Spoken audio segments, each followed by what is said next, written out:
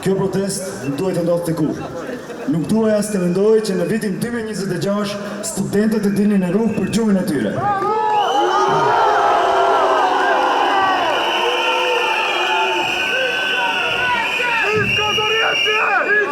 Po ja kujeni, gjuha shqipe nuk është vetëm mënyra si flasim, është mënyra si ekzistojmë, mënyra si kemi mbretëruar, qëndruar e si kemi ardhur deri këtu.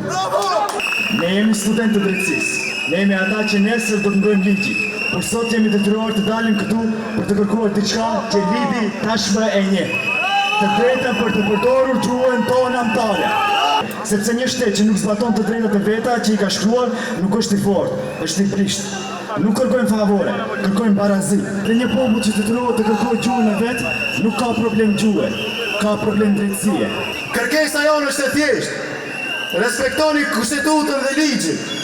As më shumë, as më pak. Kolegët tonë kanë të drejtë të japin provimin e jurisprudencës në gjuhën shqipe. Pikë.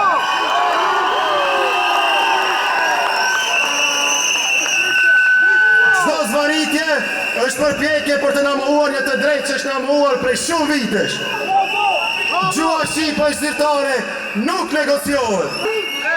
Në një shtet multietnik si Maqedonia e Veriut kemi nevojë për zgjedhje të qarta, të plota dhe të qëndrueshme ligjore, që respektojnë realitetin shoqëror dhe diversitetin e këtij vendi.